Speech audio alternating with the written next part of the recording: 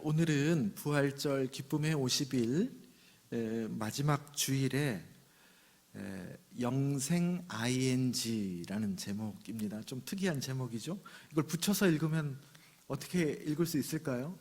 영생잉. 이 제목을 제가 정하는 이유는 뭐냐면요, 여러분, 제목은 이 설교의 내용이 제목 딱 들으면 그게 조금이라도 떠오를 수 있도록 마중물 역할을 하는 게 제목입니다. 그래서 제목을 고민을 많이 하거든요. 묵상을 많이 하고, 어떻게 하면 성도들에게 감각적으로 다가가서 그것을 궁금해하고 설교 듣기 전에, 그리고 나중에 설교 듣고 나서도 그걸 딱 떠올리면 이제 알타리무처럼 쭉 설교 내용이 이렇게 끌어올려지고 본문까지 끌어올려질까라는 것을 하는데, 영생잉입니다. 영생잉. 그 제목으로 은혜를 나누겠습니다.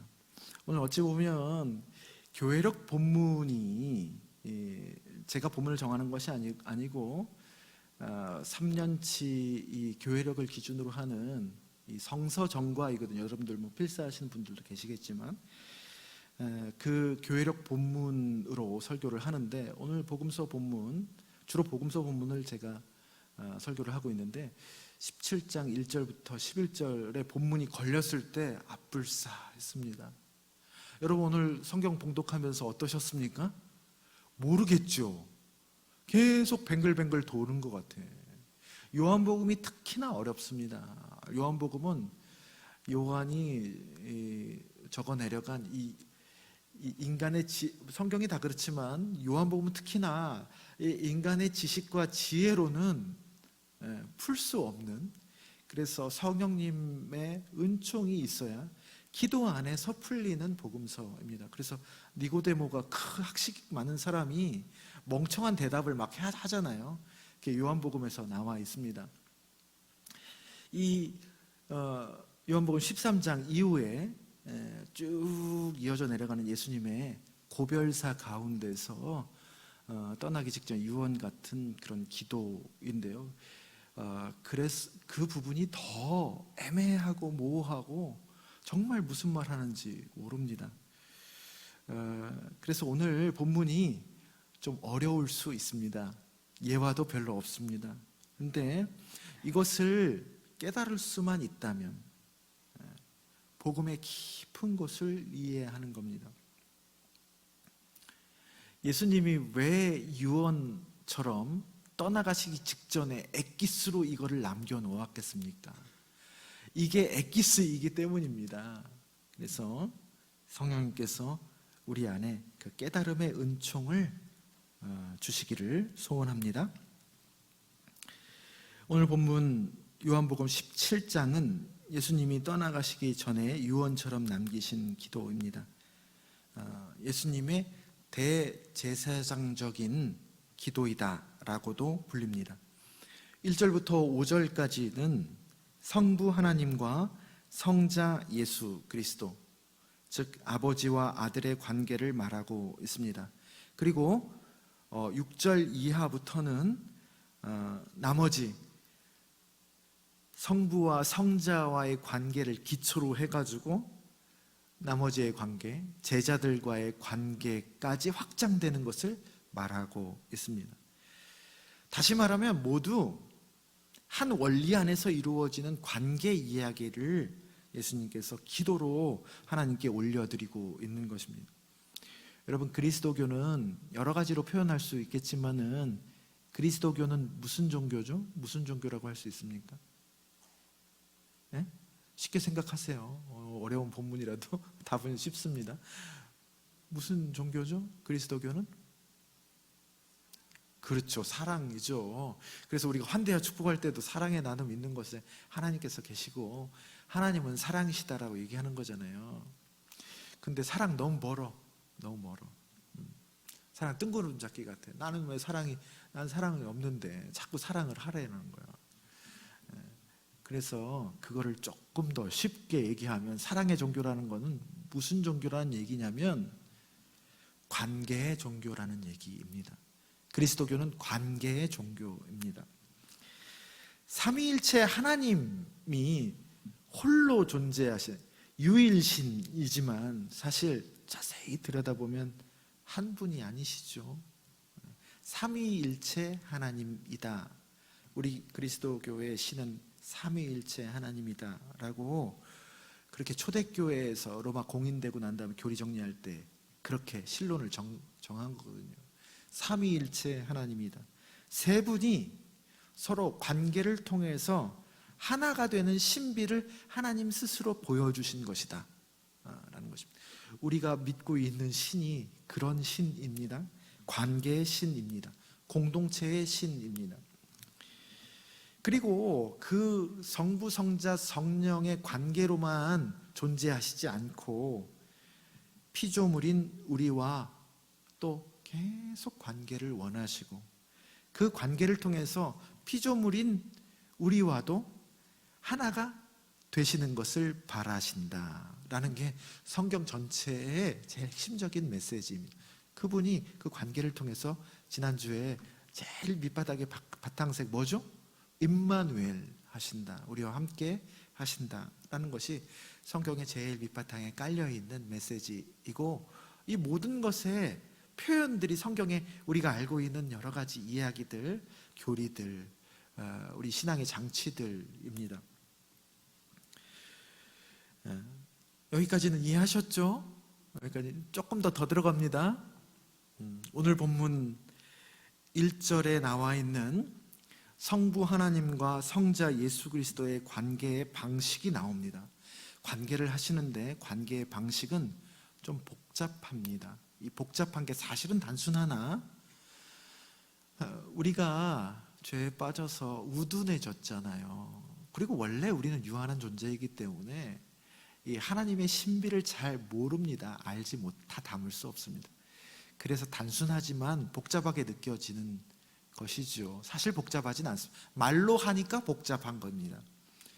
복잡하지만 가만 보면 그것을 마음을 열고 묵상하고 그 흐름을 보면 매우 아름다운 관계의 방식입니다. 1절에서 뭐라고 기록하고 있죠? 성부와 성자, 아버지와 아들의 관계를 아들을 영화롭게 하사 아들로 아버지를 영화롭게 하는 것입니다. 서로를 영화롭게 해주는 거예요. 아버지는 아들에게 자신의 모든 것을 내어주십니다. 자신의 신성을 다 주시는 거예요. 성자에게. 근데 이게 하나님이니까 그러시겠지. 그런데 여러분 우리에게 다 본성으로 저 밑바닥에 하나님의 형상, 모상으로 우리에게 이런 본능을 심어주셨습니다. 그래서 제일 인간관계에서도 제일 본능적인 사랑의 본능이 일깨워지는 부모 자식 간의 사랑이 있었을 때 욕을 합니다. 우리가 하나님을 닮아있기 때문에 당연한 것이죠. 자식에게 다 주고 싶죠. 다 주고 싶습니다. 그런데 우리도 인간이기 때문에 하나님만큼은 다 못 주는 거예요. 그런데 하나님은 어떻게 했습니까? 다 주는 거예요. 의지대로 행하시는 거예요. 아버지는 자신의 신성과 영광, 자기가 반짝거리는 거 갖고 있으면 뭐 할 거예요? 자식 다 주지, 좋은 거 있으면. 그래서 신성과 영광을 모두 아들인 예수 그리스도에게 다 내어주시고 흘려주시기 때문에 예수 그리스도를 보면 예수님이 그런 얘기를 하죠. 예수님에게, 사람의 몸을 입으신 예수님에게 사람들이 질문합니다. 하나님을 보여달라고.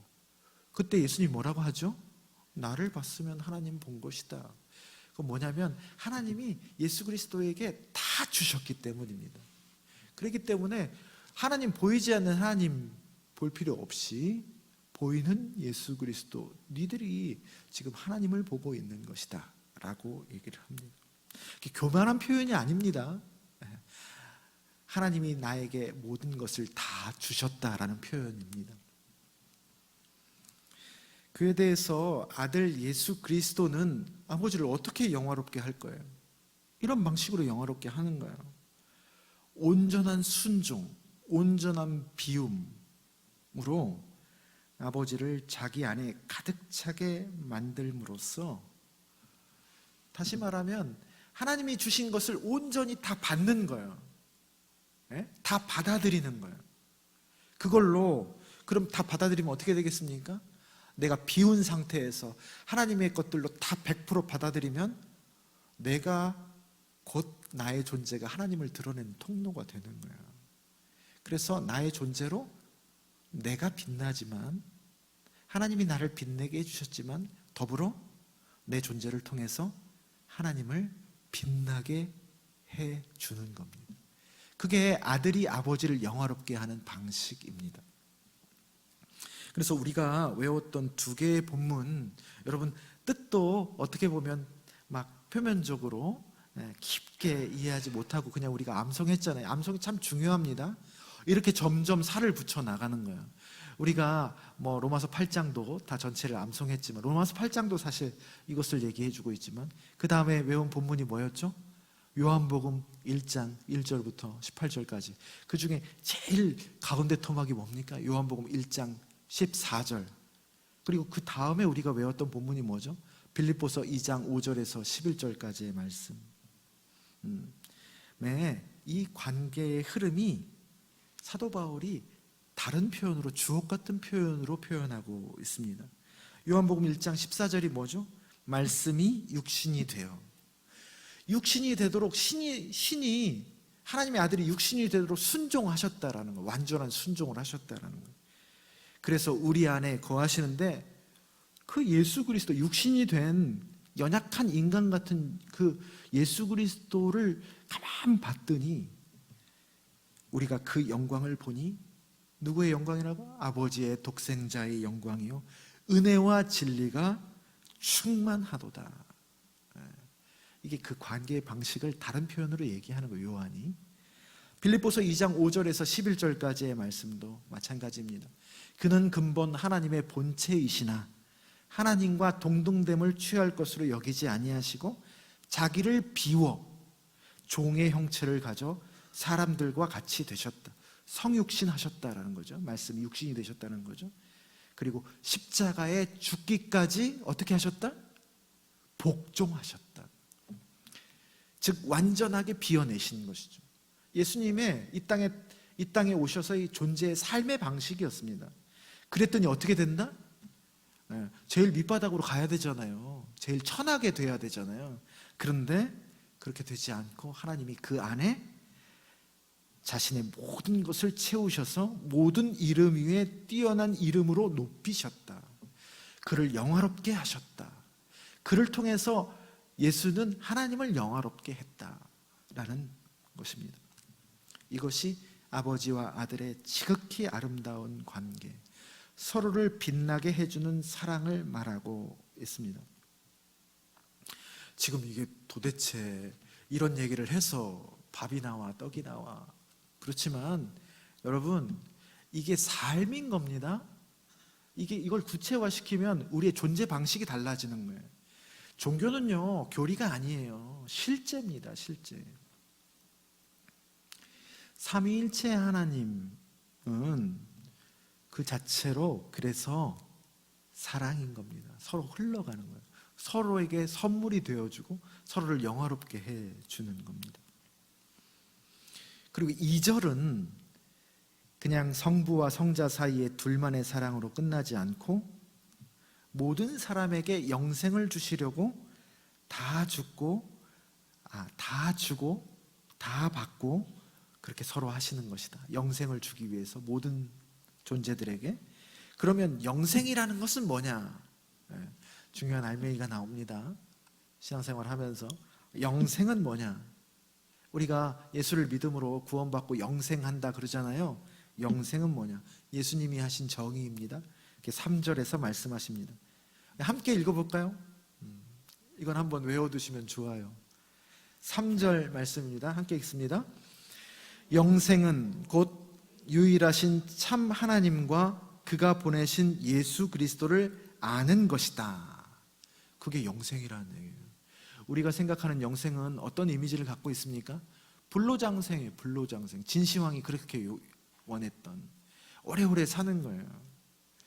그리고 죽어서라도 고대 광실 같은 천국에서 우리가 고생하지 않고, 이 땅에 고생했으니까 그렇게 고생하지 않고 한번 영원히 살자라는 그런 개념으로 우리가 그렇게 받아들일 때가 많이 있는데, 그게 아니고 뭐다?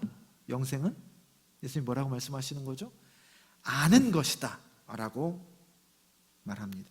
여기서 알다라는 단어는 헬라어 긴노스코거든요. 히브리어 야다입니다. 이건 굉장히 성경에서 많이 나오는, 꼭 알아야 되는 개념입니다. 관계 개념입니다. 우리가 예수님이 말씀하셨던 의의 개념도, 의로운 자도 그냥 우리가 도덕적으로 의로운 게 아니고 이 관계 개념입니다.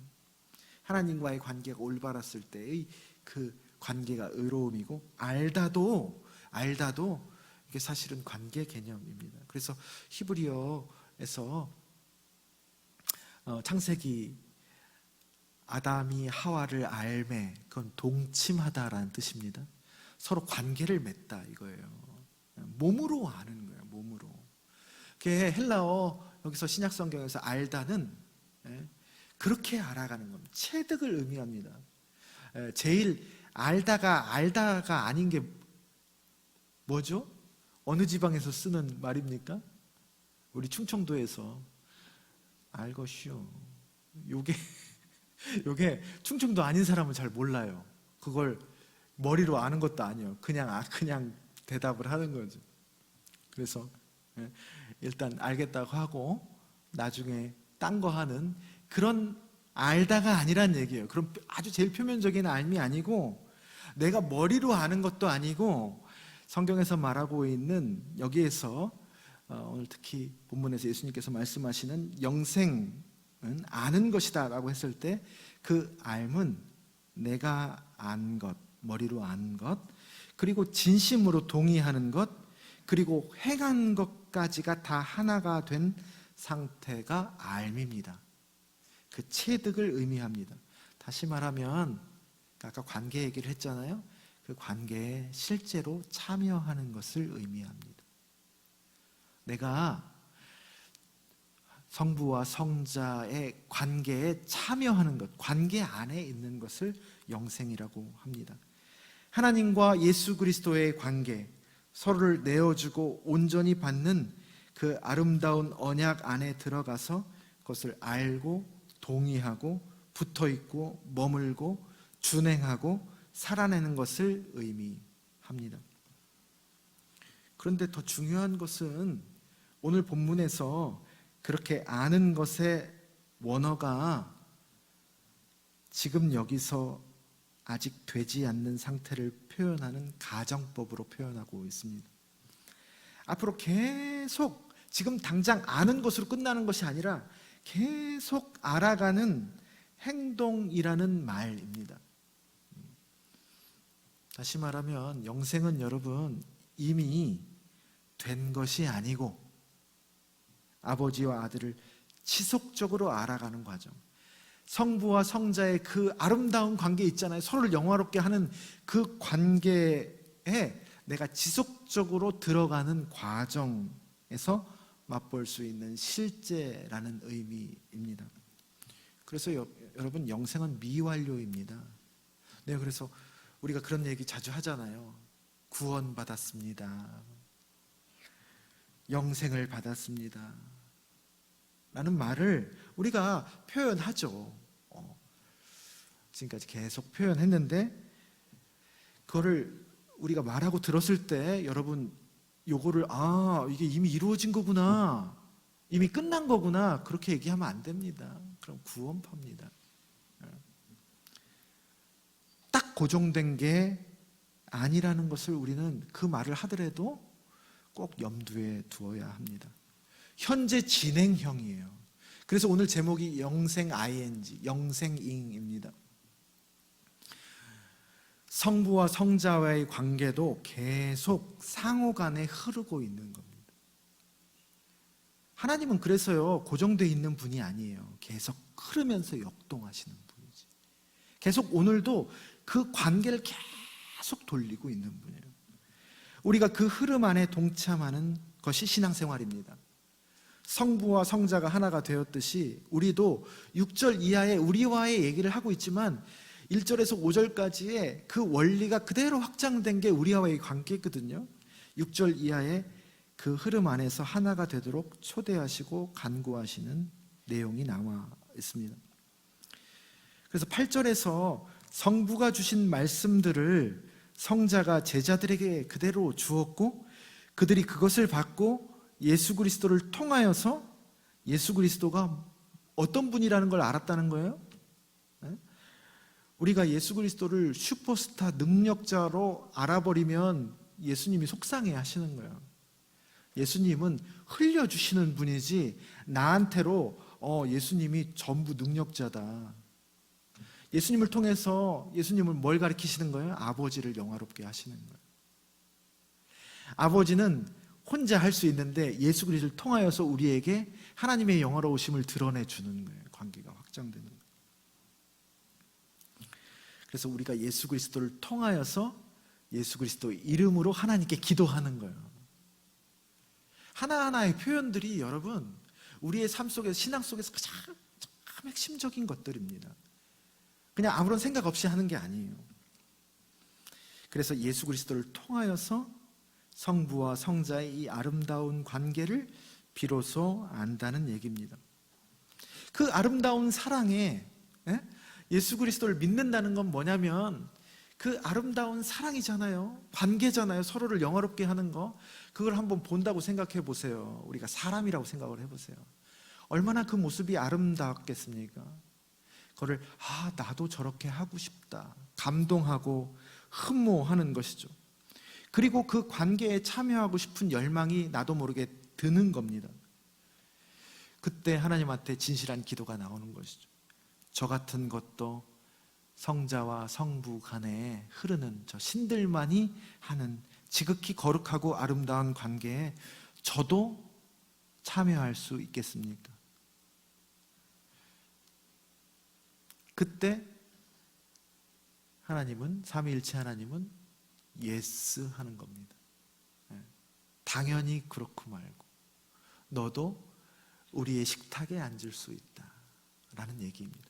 그게 다음 주에 행할 성찬의 의미입니다. 여러분, 하나님이 우리 성찬의 자리에 초대해 주시는 거예요. 성령을 통해서. 그리고 같이 한 피바다 한 몸을 이룬 공동체가 거기서 형성이 되는 겁니다. 예수 그리스도를 통하여서 우리는 하나님과 관계하고 그분과의 사랑의 파트너가 될 수 있다는 겁니다. 이것이 여러분 신앙의 신비입니다. 그것은 어떤 사상이 아니라 실제입니다. 유한은 무한을 담을 수 없다라는 라틴어 명제가 있거든요. 그러나 우리 티끌만도 못한 존재가 하나님이라는 무한을 담을 수 있다라는 메시지가 성경이에요.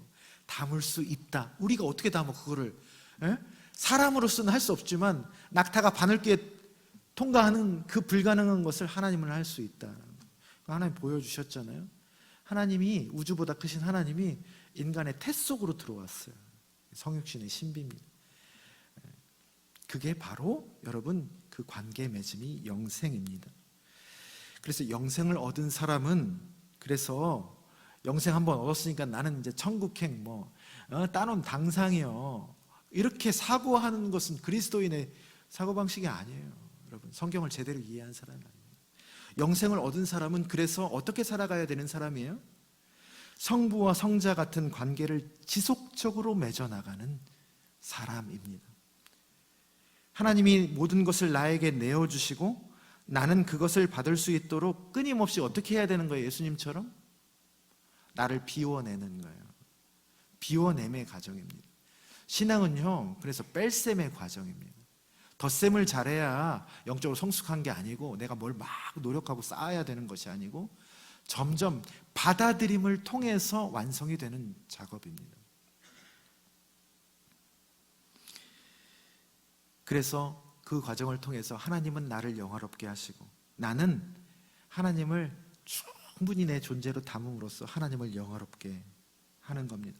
그래서 여러분, 성공해서 하나님께 영광 돌리는 예들을 많이 봤죠. 그렇게 해서 하나님을 영화롭게 하시는 경우들을 많이 있죠.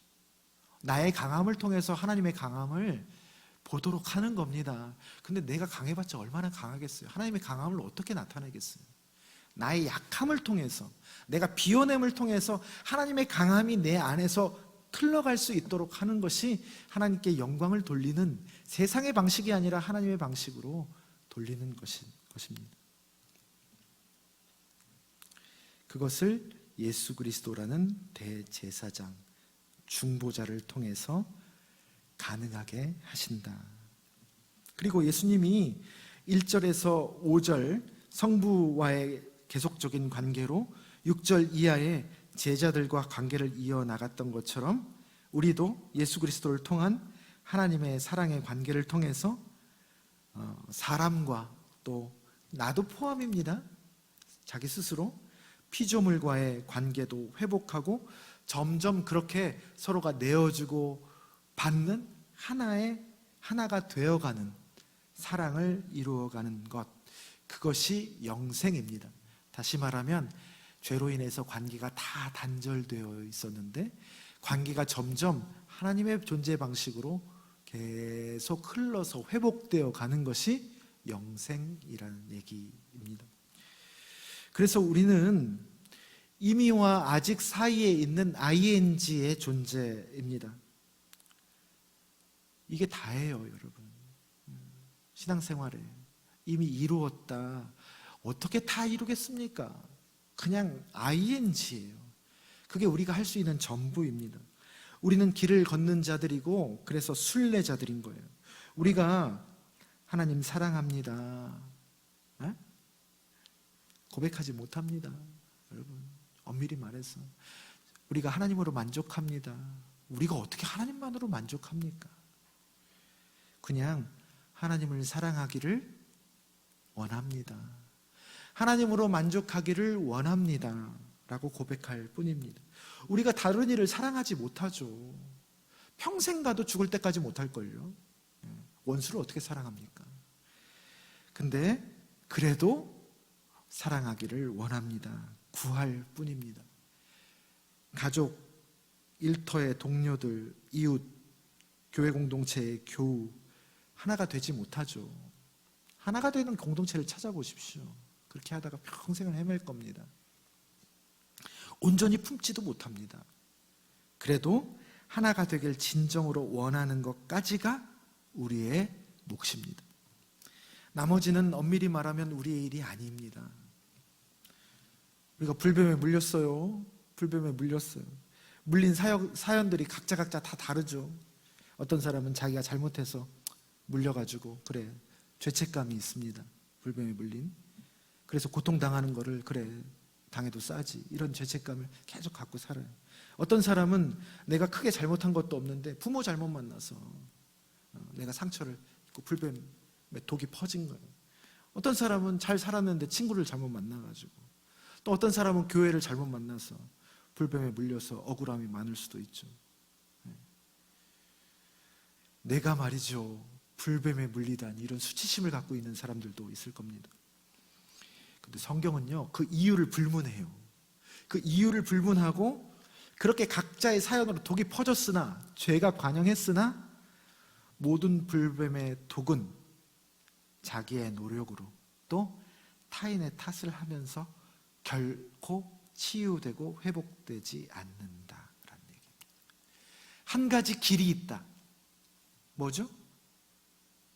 높이 들린 놋뱀을 봐야 독이 빠지고 사는 겁니다. 물린 사람에게는 그 얘기가 어떻게 들리겠습니까, 여러분? 황당무계하죠. 내가 이렇게 고통스럽고 복잡한 과정을 겪어왔는데 놋뱀 하나 쳐다본다고 될까? 농담하지 마시오. 그러는 거죠. 근데 성경은 말하고 있습니다. 그때 그 광야에 있던 사람들도 그랬을 거예요. 놋뱀을 보라고? 차라리 칼을 내가지고 입으로 빨고 말지, 응급처치를 하고 말지, 그러다 죽으면 할 수 없고.